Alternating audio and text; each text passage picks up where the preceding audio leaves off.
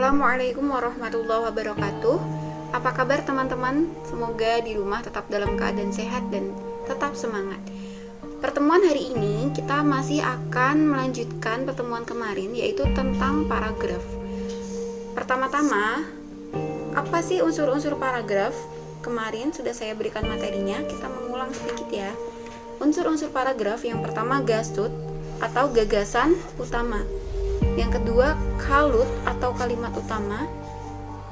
Yang ketiga kalimat penjelas, yaitu kalimat yang mengikuti kalimat utama. Kemudian transisi atau konjungsi, dan yang terakhir penegas. Setelah ini kita akan mencoba menganalisis paragraf dengan menemukan keempat unsur ini, karena kalau unsur penegas ini boleh ada boleh tidak ya. Ini merupakan contoh paragraf yang akan kita telaah unsur-unsurnya, tapi saya tidak akan memberitahu cara mencari kalut atau gasud di materi ini. Nanti kita akan belajar lebih mendalam di jenis-jenis paragraf. Baik, yang berwarna ungu ini merupakan kalimat utama. Jadi sebelum kita mencari gagasan utama, kita harus mencari kalimat utamanya terlebih dahulu, karena di dalam kalimat utama ada gagasan utama. Jadi ini kalut sekaligus gasud. Kemudian unsur yang pertama kan gagasan utama, yang kedua kalimat utama, yang ketiga kalimat penjelas. Ini dari kalimat kedua dan seterusnya ini merupakan kalimat penjelas karena menjelaskan mengenai kalimat utamanya. Dan di sini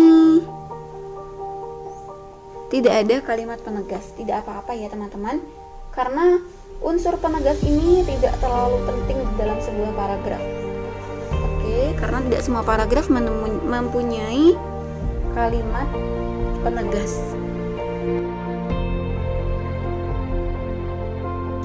Kemudian kita akan belajar tentang syarat paragraf. Apa aja syarat paragraf? Pada pertemuan yang lalu kita sudah mempelajarinya ya teman-teman. Syarat paragraf yang pertama adalah kesatuan.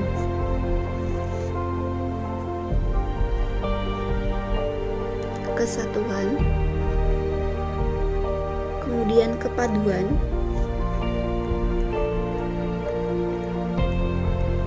Dan kelengkapan.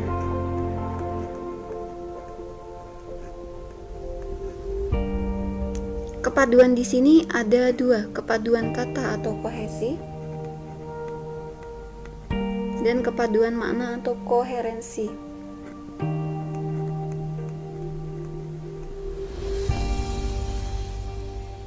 Perhatikan paragraf ini.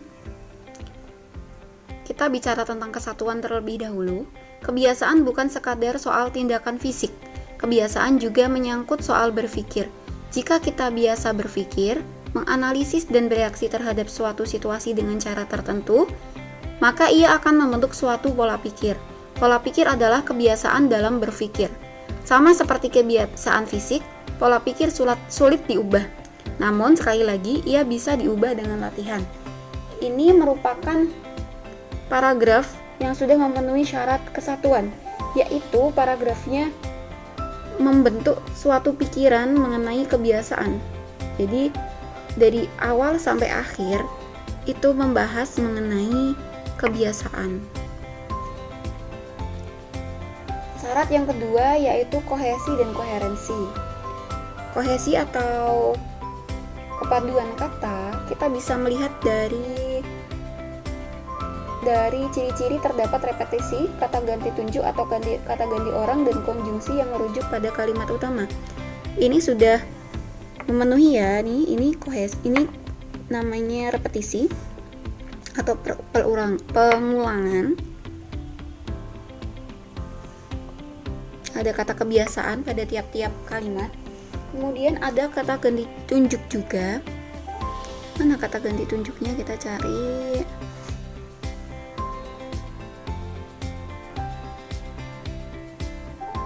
Iya ini ya, iya ini bisa kata ganti tunjuk orang kan. Kemudian koherensi atau kepaduan makna, ini tentu saja maknanya nyambung, membahas mengenai kebiasaan bahkan pola pikir Di sini ada kata pola pikir pun. Ini merupakan bagian dari kebiasaan kan. Jadi ini sudah koheren. Nanti kita akan mencoba membahas mengenai paragraf yang tidak koheren di soal-soal ujian nasional terdahulu. Kemudian kelengkapan. Syarat ketiga yaitu kelengkapan. Suatu paragraf dikatakan lengkap jika berisi kalimat-kalimat penjelas yang cukup untuk menunjang kalimat pokok atau kalimat utama. Ini sudah menunjang ya, ini sudah lengkap ya teman-teman, karena dari kalimat kedua sampai kalimat terakhir ini sudah cukup menunjang untuk melengkapi kalutnya. Oke, baik. Ini merupakan contoh paragraf yang tidak padu. Tidak padu atau ambigu ya, ambigu atau sumbang, tidak nyambung. Mungkin teman-teman sudah menemukan mana bagian yang tidak nyambungnya, karena saya beri warna yang berbeda dan cukup menonjol. Kita terlebih dahulu baca teksnya, karena dengan membaca kita akan mengasah insting dan naluri kita dalam belajar bahasa Indonesia. Sapardi Djoko Damono merupakan seorang penyair terkemuka di Indonesia. Penyair kelahiran Solo ini sudah menulis puisi sejak SMP. Buku puisi pertamanya berjudul Dukamu Abadi. Puisi-puisi Sapardi begitu disukai dan dikenal masyarakat karena kata-kata yang digunakannya begitu sederhana. Tidak rumit merupakan pengertian dari sederhana. Salah satu puisi SDD, julukan Sapardi yang paling terkenal adalah Aku Ingin. Mengapa sih ini tidak padu? Bagian dari paragraf dengan kalimat tidak rumit merupakan pengertian dari sederhana ini tidak padu karena tidak nyambung dengan pembahasannya. Kita membahas mengenai teks ini membahas mengenai profil Sapardi Djoko Damono. Tiba-tiba di tengah-tengahnya ada pengertian sederhana, kan enggak nyambung.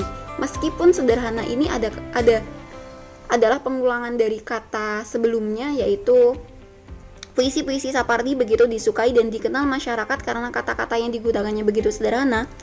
Tetap saja bagian ini enggak nyambung dengan pembahasan. Jadi ini merupakan kalimat tidak padu dari paragraf ini. Selanjutnya contoh yang lain. Ini adalah contoh yang lain. Ini dari soal ujian nasional tahun 2019. Coba teman-teman kita cari bersama-sama ya. Kita baca terlebih dahulu. Ingat, dengan membaca, dengan sering membaca, kita akan terlatih instingnya, akan terlatih nalurinya untuk pelajaran bahasa Indonesia. Apalagi belajar bahasa Indonesia pasti berhubungan sekali dengan teks. Bunga Rafflesia arnoldi memiliki keunikan dibandingkan bunga yang lain. Bunga ini memiliki 5 helai daun mahkota yang mengelilingi bagian yang terlihat seperti mulut gentong. Di dasar bunga terdapat seperti piringan berduri yang berisi benang sari atau putik, bergantung pada jenis kelamin bunga jantan atau betina yang mengeluarkan bau busuk. Hewan penyerbuk untuk membantu penyebaran tanaman adalah lalat dan kumbang. Bunga Rafflesia arnoldi hanya berumur sekitar 1 minggu 5-7 hari dan setelah itu layu atau mati. Bagaimana? Apakah teman-teman sudah menemukan mana bagian yang tidak padu? Bagian yang tidak padu ada pada nomor 4. Mengapa?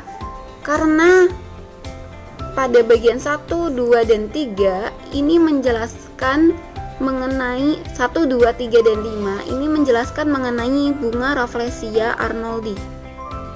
Dan kalimat keempat ini membahas mengenai hewan penyerbuk yang membantu penyebaran tanaman.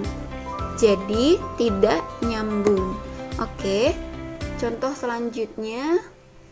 Peneliti Badan Tenaga Nuklir Nasional memanfaatkan radiasi sinar gamma fasilitas iradiator untuk membuat materi genetik sorghum bermutasi. Hasilnya, sorghum cocok ditanam di lahan yang kering sekaligus menjadi sumber pangan dan energi. Menanam benih sorghum di lahan-lahan kering Nusa Tenggara Barat dan Nusa Tenggara Timur hasilnya positif. Harga sorghum lebih murah daripada harga padi. Untuk menghasilkan kualitas unggul, ini mungkin alat untuk menghasilkan kualitas unggul sorghum bernama pahat. Teman-teman, kita bisa melihat ide pokoknya ada pada kalimat pertama, yaitu memanfaatkan radiasi sinar gamma fasilitas iradiator untuk membuat materi genetik sorghum bermutasi. Berarti varietas sorghum yang baru ya, karena sorghum bermutasi, atau jenis sorghum yang baru.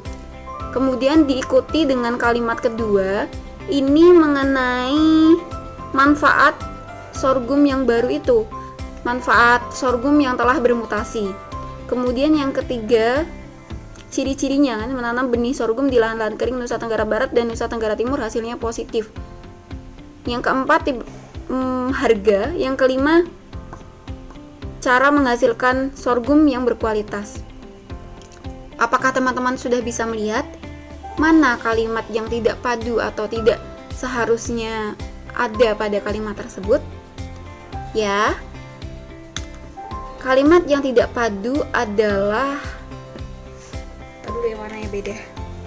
Kalimat yang tidak padu adalah kalimat keempat, karena tidak sejalan dengan ide pokok.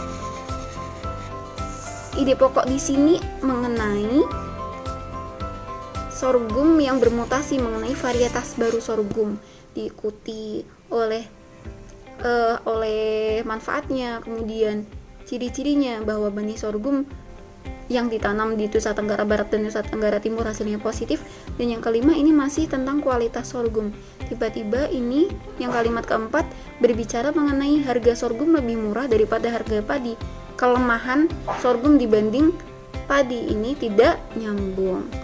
Baik teman-teman, semoga dengan ketiga contoh tersebut teman-teman bisa memahami mengenai paragraf yang tidak padu. Selanjutnya, kita akan belajar menemukan kalimat utama dan gagasan utama. 네 눈앞에